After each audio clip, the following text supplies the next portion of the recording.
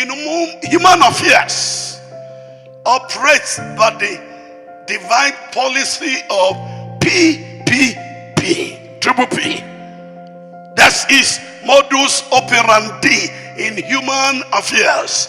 Operation PPP. Somebody say PPP. Come on, say it again. I hope there's no political party like that here. Because when I said that in Nigeria, some people say PDP. I said I didn't say PDP. PDP in Nigeria means People's Democratic Party. So when I said PPP, some say that's the name of a political party. So I said PPP is an acronym. Are you listening to me?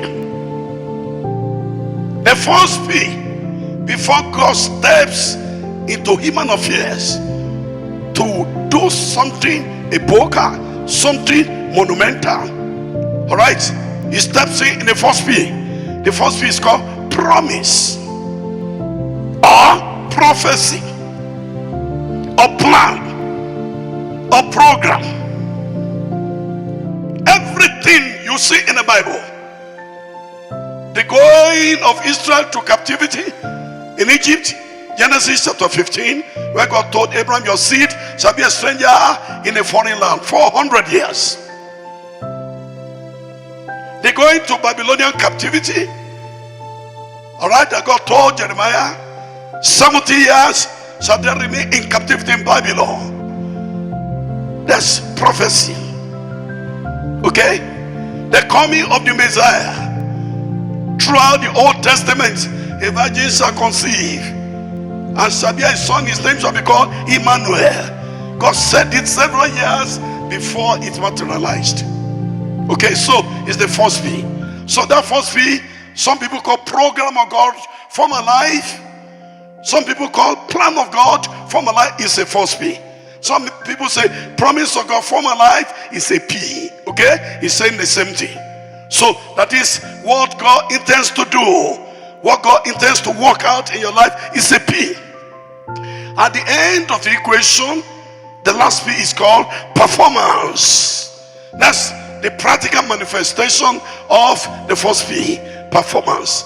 When God has stepped in, when God has acted out what he said. So it's the last P, performance. Now in between the first P and the last P is a middle P, connecting P. Ladies and gentlemen, that P is called prayer. Somebody say prayer. So prayer is a converter of God's prophecies, God's plans, God's programs, God's promises into his performances. Prayer is a converter. No matter how juicy, how tantalizing the promises of God are to you, oh, you rejoice, you document it in your diary. Fine, okay? And every day, so the Lord spoke to me. The Lord said, fine. Now, if you keep on saying the Lord said, and do nothing about it, can I tell you what will happen? That prophecy will hang in the air until the day of rapture. Nothing will happen. Israel paid dearly for not acting out the PPP. They spent 30 extra years in collective captivity in Egypt. Paid dearly for 30 additional years in sorrow.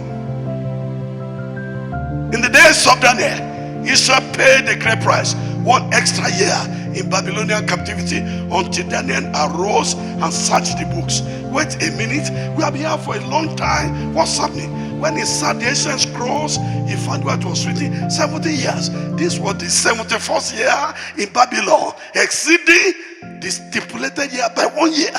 If Daniel had not acted, Daniel chapter 9, he would have lingered long in captivity. Many of you now, you are blaming God, blaming the church. Why is it not happening? It's because you have not applied the middle P. And from this year, you will not spend extra year in your sorrow. No extra time in affliction.